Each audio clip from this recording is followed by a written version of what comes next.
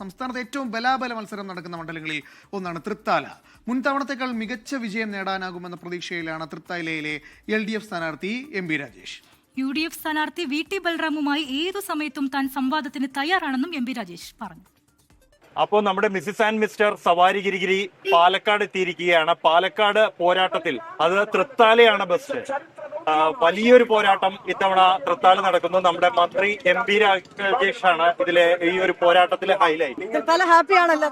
തീർച്ചയായിട്ടും ഹാപ്പിയാണ്. രാത്രി ഏറെ വൈകിയും പ്രചരണം നടക്കുകയാണ്. ഞങ്ങൾ വന്നപ്പോൾ അങ്ങ് എല്ലാ വീടുകളിലും കയറി ഇറങ്ങുന്നുണ്ടായിരുന്നു. അവിടെ ഒരു വലിയ പിന്തുണ കൂടി നമുക്ക് കാണാൻ കഴിയുന്നുണ്ടായിരുന്നു. വെറുതെ ഹാപ്പി ആയതല്ല, 5 വർഷം ഈ ഗവൺമെന്റ് അത്രമാത്രം വലിയ പരിഗണന തൃത്താലയ്ക്ക് കൊടുത്തിട്ടുണ്ട്. അതുകൊണ്ടാണ് ഒരു 50 കൊല്ലമായിട്ട് നടക്കാതിരുന്ന ഒരുപാട് കാര്യങ്ങൾ ഈ 5 കൊല്ലം കൊണ്ട് തൃത്താലയിൽ നടന്നതും. അതുകൊണ്ട് തൃത്താല ഹാപ്പി ആയതാണ്. ഹാപ്പിയായ സാഹചര്യത്തിൽ ജനങ്ങളൊപ്പം ഉണ്ടാകും എന്നുള്ളത് തന്നെയാണ് പ്രതീക്ഷ. തീർച്ചയായിട്ടും പൂർണ്ണമായ ആത്മവിശ്വാസമുണ്ട്, ജനങ്ങളൊപ്പം ഉണ്ടാവും.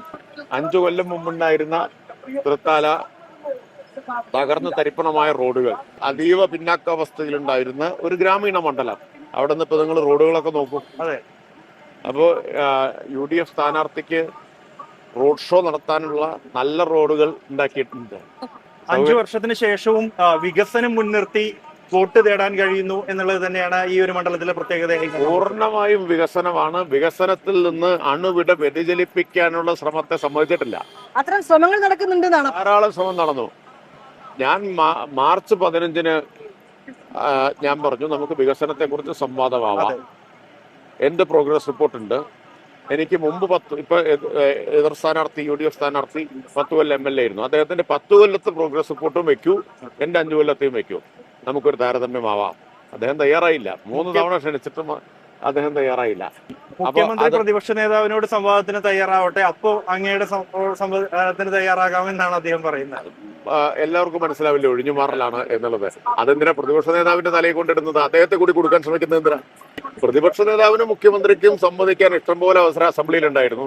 അതൊന്നും ഉപയോഗിക്കാത്ത ആളാണ് പ്രതിപക്ഷ നേതാവ്. അവിശ്വാസ പ്രമേയം കൊണ്ടുവരാമായിരുന്നു, അടിയന്തര പ്രമേയം കൊണ്ടുവരാമായിരുന്നു.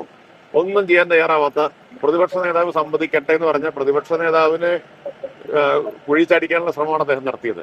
തലയിലെ കാര്യത്തെ കുറിച്ച് സംവദിക്കാൻ എന്തിനാ പ്രതിപക്ഷ നേതാവ് മുഖ്യമന്ത്രിയും? ഞങ്ങൾ തമ്മിലല്ലേ മത്സരം. ഒരു സംവാദത്തിന് തയ്യാറാണെന്നാണ്. ഏത് സമയവും ന്യായമായിട്ട് വളരെ വിനീതമായിട്ടാണ് ക്ഷണിച്ചത്.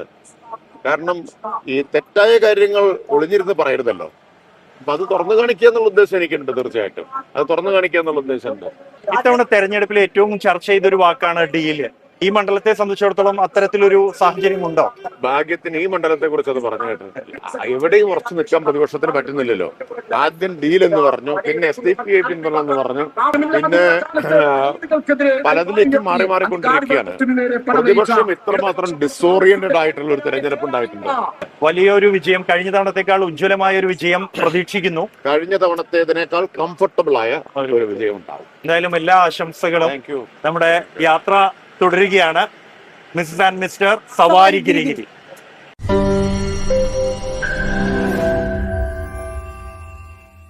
ലോകത്തെവിടെയായാലും ഏത് സമയത്തും 24 വാർത്തകളും ഓഗ്മെന്റഡ് റിയാലിറ്റി പാക്കേജുകളും എക്സ്പ്ലെയിനറുകളും വിശദമായി കാണാൻ ഞങ്ങളുടെ YouTube ചാനൽ നിങ്ങൾക്ക് സബ്സ്ക്രൈബ് ചെയ്യാം.